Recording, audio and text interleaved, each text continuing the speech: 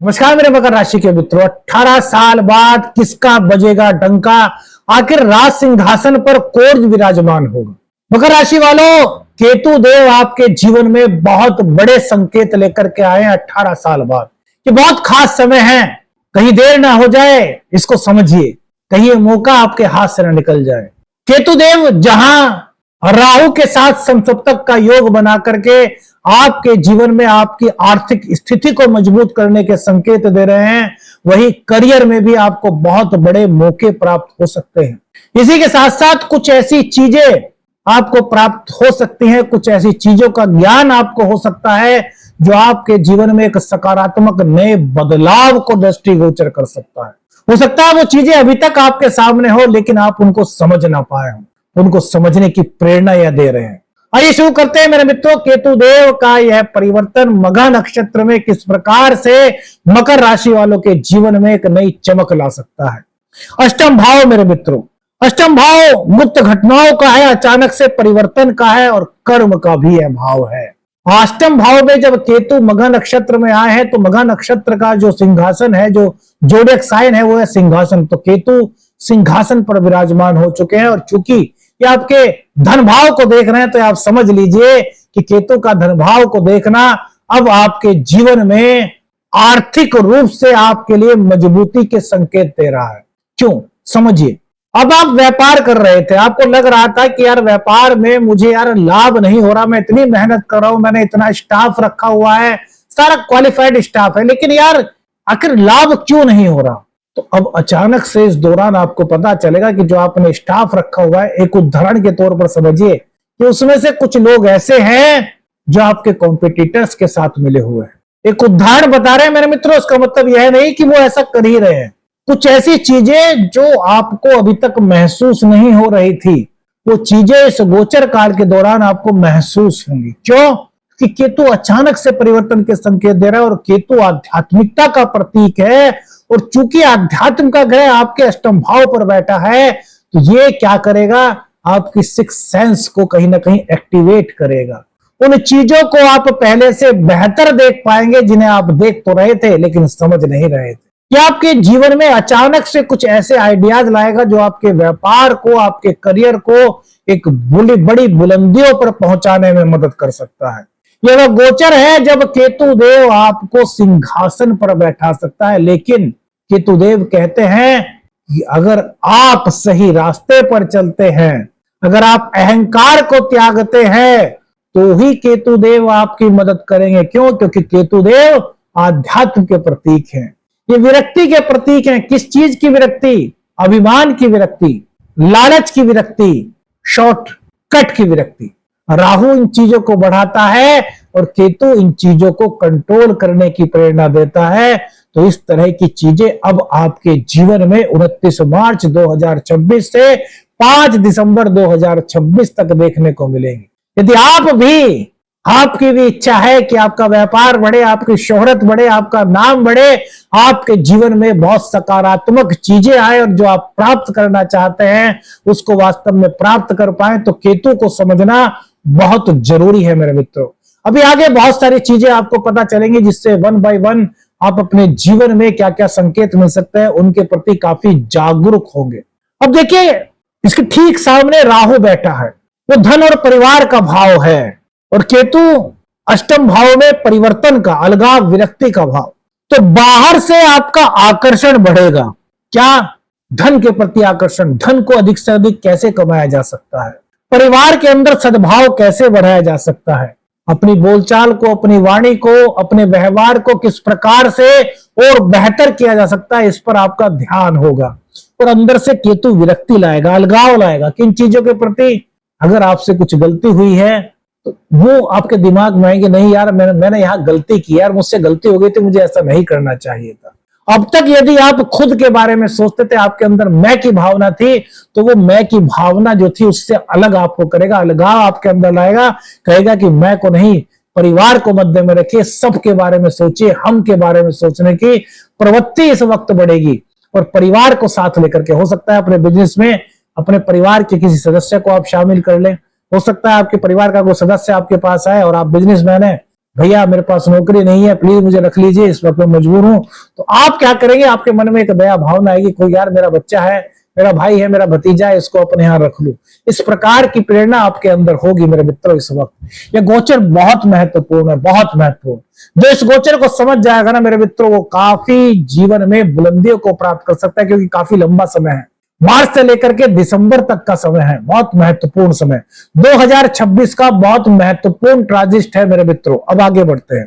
केतु 8वें भाव में बैठ करके आपके पुराने कर्मों का असर आपको दिखना शुरू होगा। जैसे आपने पूर्व में कोई निवेश किया था, आपने पूर्व में कोई व्यापार किया था पर वो नहीं चल पाया था, वो बंद हो गया था, तो अब दोबारा से उस व्यापार में आपको स्कोप दिख सकता है। आपने पूर्व में किसी की मदद की थी और फिर जब आपको जरूरत पड़ी तो उसने मना कर दिया था कि यार मैं तो नहीं कर सकता, यार मैं तो सामर्थ्यवान नहीं हूं।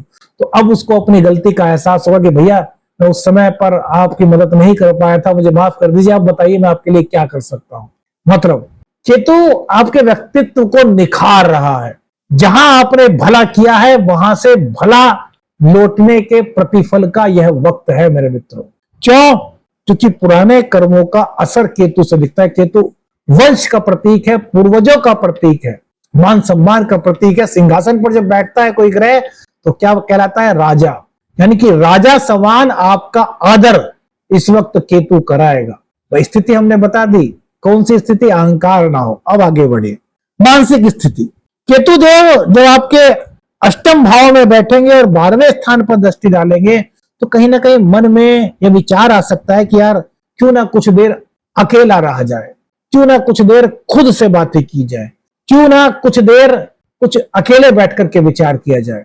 और इस चीज को देखते हुए कुछ लोग कह सकते हैं यार ये तो परिवार से कट रहा है। नहीं, आप परिवार से नहीं कट रहे। केतु क्या है? केतु कहता है कि थोड़ा सा शांत रहो, थोड़े से अकेले रहो, अकेले में बैठ करके थोड़ा अपने इष्ट का ध्यान करो और फिर अपने परिवार के बारे में सोचो, उन चीजों के बारे में सोचो। अगर ऐसी कोई समस्या है, कोई उलझन है जिसका आपको रास्ता नहीं मिल रहा, तो एकांत में बैठ करके उनके बारे में सोचो। क्योंकि 12वें भाव पर की दृष्टि है तो क्या सोचो? सकारात्मक सोचो।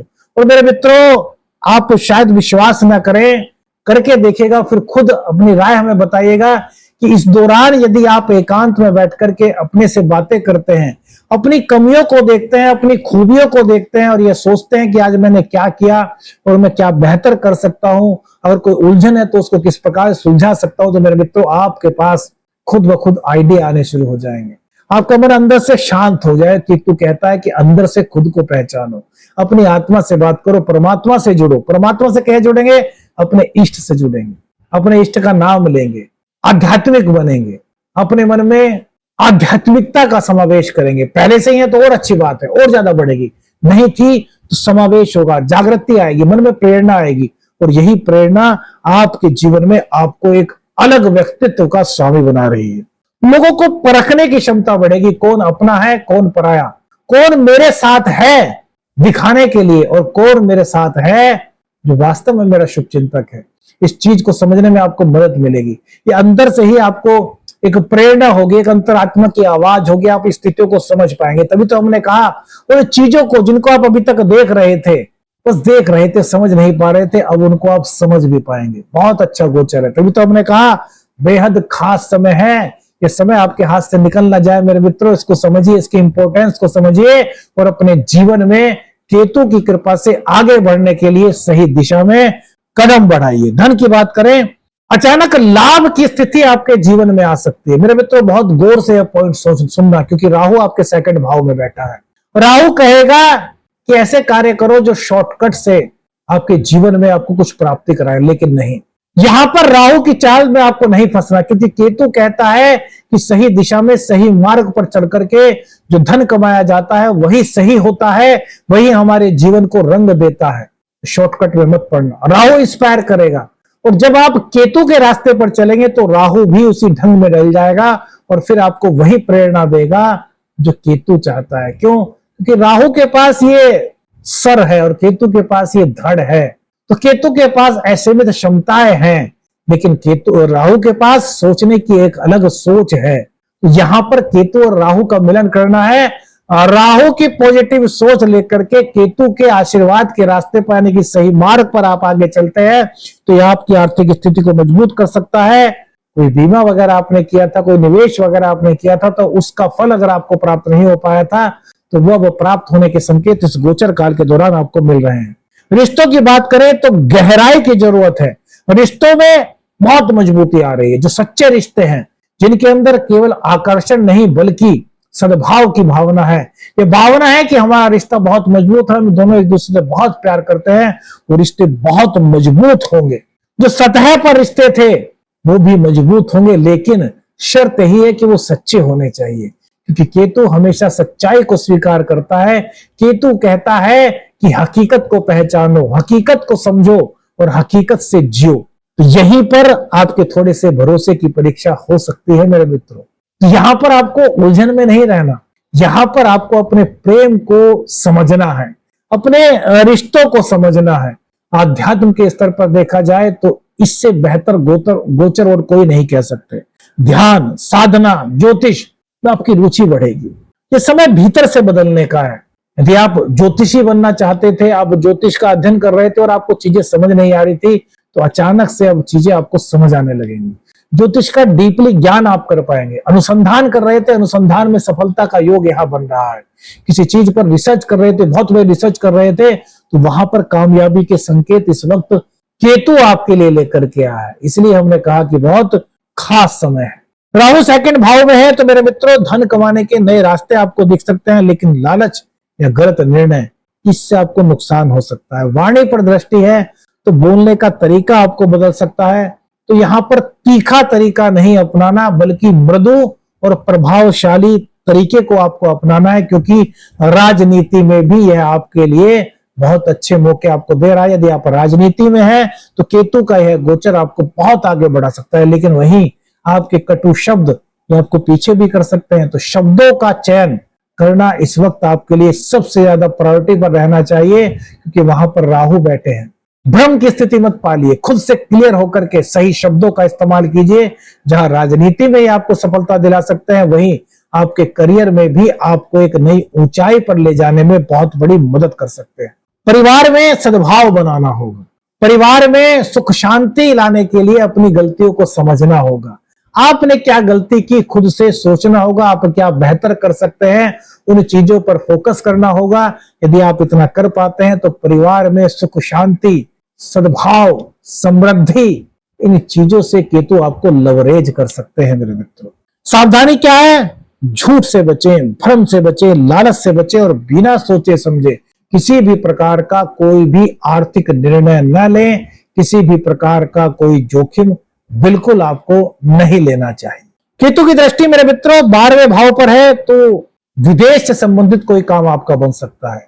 विदेश में शिक्षा ग्रहण करना चाहते हैं तो वो सपना आपका पूर्ण हो सकता है। इस पर आपका थोड़ा खर्च भी हो सकता है, लेकिन यहां पर एक चीज है कि नींद में थोड़ी सी कमी महसूस हो सकती है, क्योंकि इस वक्त आपका करियर पर बहुत ज्यादा फोकस रहने वाला है। तो नींद पूरी लें, ऑफिस के काम को घर ना लाएं और घर के काम को ऑफिस ना ले जाएं।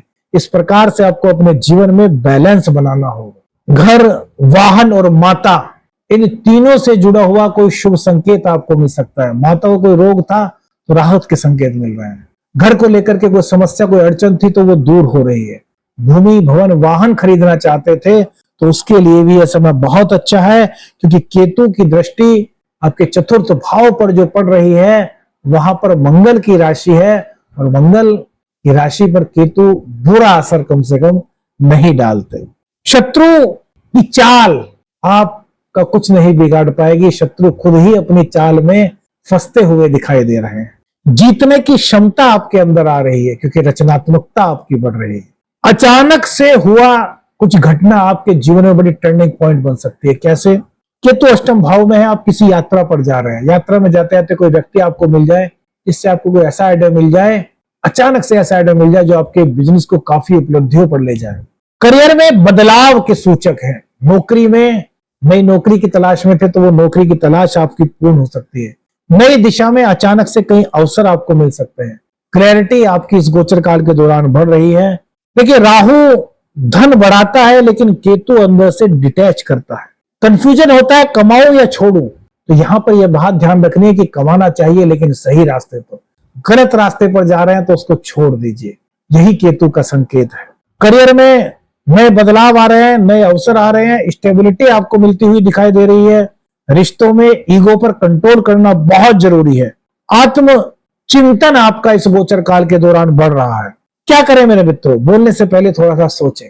धन के मामले में कोई जल्दबाजी ना करें, परिवार में धैर्य रखें, मेडिटेशन करें, पूजा पाठ करें, अपने इष्ट का नाम जप करें, हर निर्णय से पहले 2 बार सोचें। ये गोचर मकर राशि वालों के लिए धन प्लस वाणी प्लस अंदरूनी बदलाव की परीक्षा हो सकता है।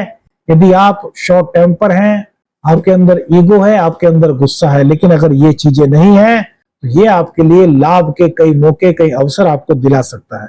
ये समय आपको सिखाने और बदलने आया है। अगर आप समझदारी से चलेंगे तो यह समय आपके लिए बेहद खास है। कौन सी चीज आपको आपके जीवन से कोरिलेट होती हुई लगी, हमें अपनी राय बताइएगा। वीडियो अच्छी लगी तो लाइक और शेयर कीजिएगा। चैनल पर नया, चैनल को सब्सक्राइब कीजिएगा। आदेश अलख निरंजन। हर हर महादेव।